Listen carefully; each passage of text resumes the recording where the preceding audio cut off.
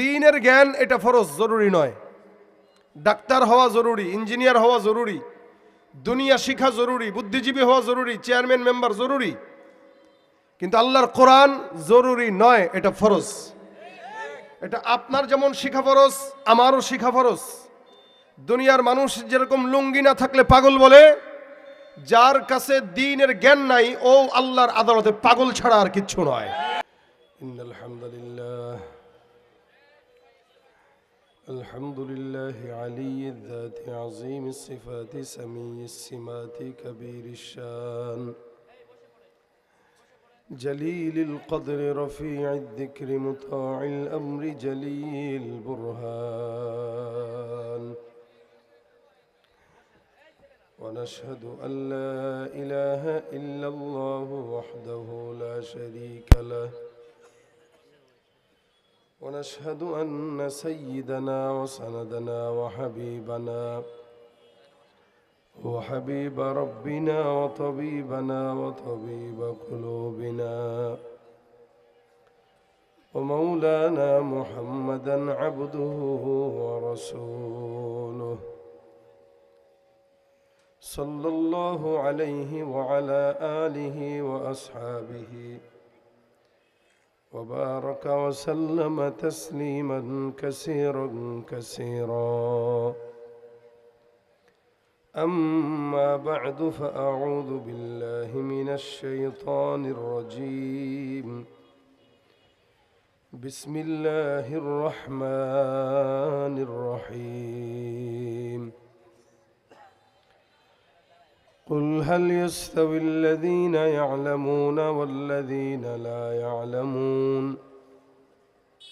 إنما يتذكر أولو الألباب وقال النبي صلى الله عليه وسلم طلب العلم فريضة على كل مسلم أو كما قال عليه الصلاة والسلام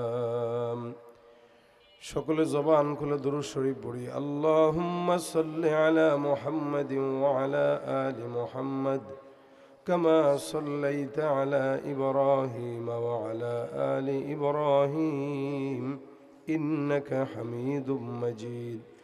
আল্লাহুম্মা বারিক আলা মুহাম্মাদিন ওয়া আলা আলি মুহাম্মাদ كما باركت على إبراهيم وعلى آل إبراهيم إنك حميد مجيد الحمد لله জামালপুর আশরাফুল উলুম মাদ্রাসার উদ্যোগে আয়োজিত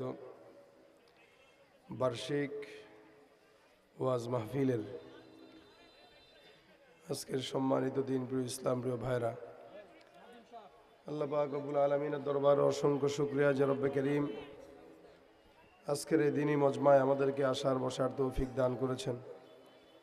কালিমাতুশ শুকর আদায় করি, জবান খুলে সকলে বলি আলহামদুলিল্লাহ।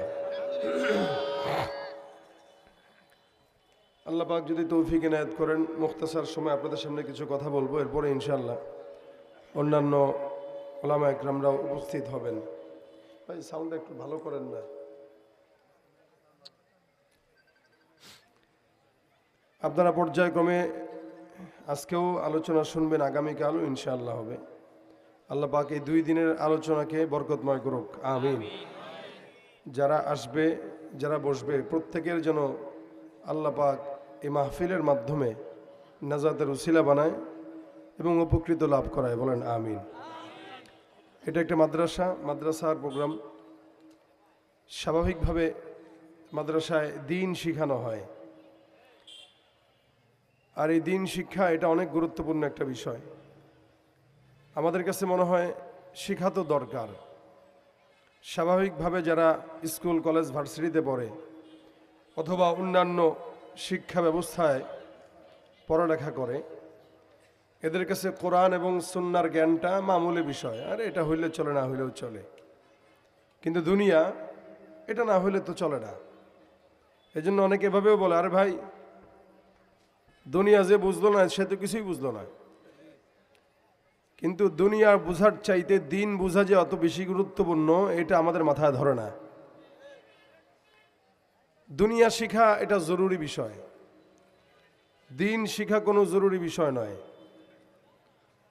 দুনিয়ার ইঞ্জিনিয়ার, ডাক্তার, যে যাই হোক, এগুলো জরুরি বিষয়। জরুরি কি? আমার মনে করেন একটা জিনিস প্রয়োজন হইলে ভালো, না হইলেও চলে। প্রয়োজন হইলে ভালো, না হইলেও চলে, এটা হলো জরুরি। ডাক্তার হবেন জরুরি, ইঞ্জিনিয়ার হবেন জরুরি, বুদ্ধিজীবী হবেন জরুরি, আপনি যা শিক্ষা ব্যবস্থা বলেন দুনিয়াতে জরুরি।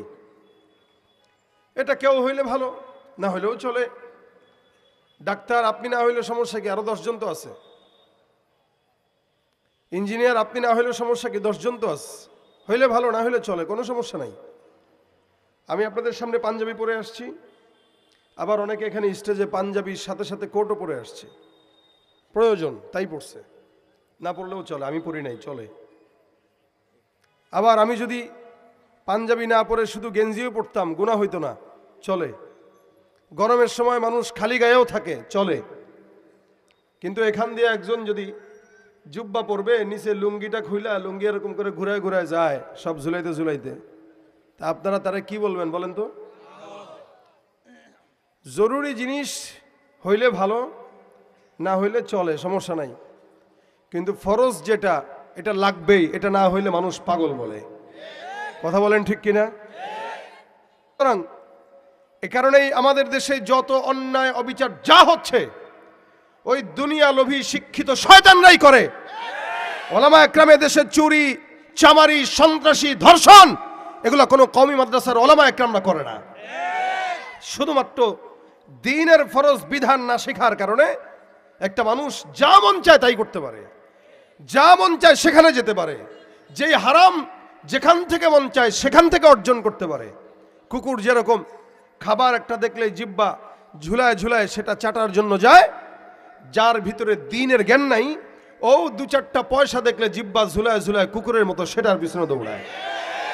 হালালও বুঝে না, হারামও বুঝে না, টাকা হইলেই চলে। এই কারণে আমাদের দেশে নির্বাচন আসার আগে দেখবেন 100 টাকা দিয়ে লোক কিনা যায়, কি যায় না? এ টাকাটা কোত্থেকে আসতেছে এটা দেখার বিষয় না, পাইছি তো। ভাই এত বেহায়া আমাদের দেশের মানুষ, একটা ছাগল কিনতেও 10,000 টাকা লাগে, কেউ লাগে নাই? একটা 10 কেজি ওজনের ছাগলের দাম মিনিমাম 15,000 টাকা আছে। কোরবানির সময় তো 20-30 হাজার টাকা দিয়ে এক একটা ছাগল খরিদ করা হয়। আচ্ছা বলেন, একটা ফার্মের মুরগি যদি 2 কেজির হয়, তাও তো সেটার দাম 500 টাকা প্রায়। একটা দেশি মুরগির দাম যদি 2-2.5 কেজি হয়, এটার দাম আছে 1,000 টাকার